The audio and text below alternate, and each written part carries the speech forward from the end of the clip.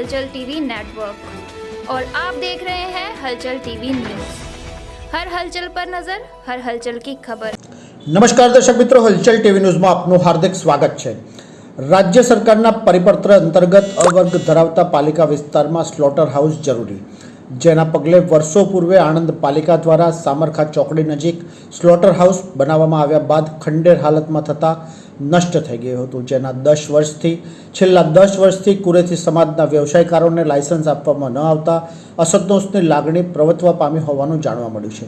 પ્રાપ્ત વિગતો અનુસાર વર્ષો પૂર્વે આણંદ પાલિકા અવર્ગ ધરાવતી હોવાના પગલે પાલિકા દ્વારા સરકારમાંથી સામરખા ચોકડી નજીક આશરે 25,000 સ્ક્વેર ફૂટ જગ્યા મેળવી સ્લોટર હાઉસ બનાવવામાં આવ્યું હતું, પરંતુ વર્ષ 2011-12 દરમિયાન નેશનલ હાઈવે નંબર 8, જે હવે 48 તરીકે ઓળખાય છે, જે અમદાવાદ વડોદરાને 6 માર્ગી બનાવવાના આયોજન હાથ ધરવામાં આવતા સામરખા ચોકડી વિસ્તારમાં કેટલી જમીન સ્લોટર હાઉસના કારણે પડતર બનવા પામી હતી।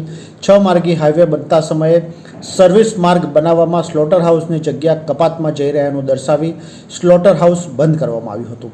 મટનના વ્યવસાયકારોના લાયસન્સ રિન્યૂ કરવામાં ન આવતા દશકથી સ્લોટર હાઉસ અન્ય જગ્યાએ બનવા ન પામતા વ્યવસાય સાથે સંકળાયેલા કુરેશી સમાજના असंतोष व्यापवा पामવાનું જાણવા મળ્યું છે।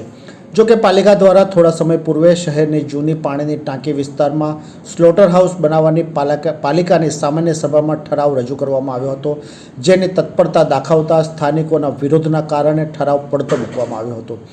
બાદમાં તાજેતરમાં પાલિકા દ્વારા ગ્રામ્ય મામલતદાર પાસે સ્લોટર હાઉસ માટે પડતર જગ્યા ફાળવવાની માંગ કરવામાં આવતા અગાઉ સામરખા ચોકડી નજીક સ્લોટર હાઉસવાળી જગ્યા સર્વિસ માર્ગ અંતર્ગત માત્ર 600 ફૂટ જ કપાતમાં ગઈ છે।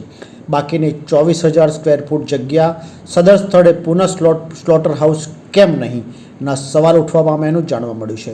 ગત ફેબ્રુઆરીમાં રાજ્ય સરકારે આણંદ પાલિકાને મહાનગરપાલિકાનો દરજ્જો આપવામાં આવતા લોકસભા જંગ બાદ મહાનગરપાલિકા અંતર્ગત નવા સીમાંકન સહિત અન્ય સુવિધાઓના મુદ્દે નિર્ણય લેવામાં આવે ત્યારે સ્લોટર હાઉસને અગાઉ જે સ્થળે છે અને મહાનગરપાલિકાની હદ વિસ્તારની બહાર હોય નિર્માણ કરવામાં આવે, જેના પગલે વ્યવસાયકારોને લાયસન્સ પણ રિન્યૂ કરવામાં આવે તેવી માંગ ઉઠવા પામી હોવાનું જાણવા મળ્યું છે।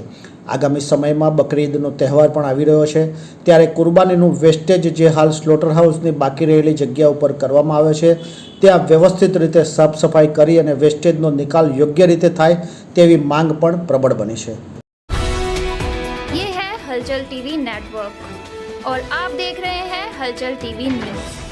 हर हलचल पर नजर, हर हलचल की खबर।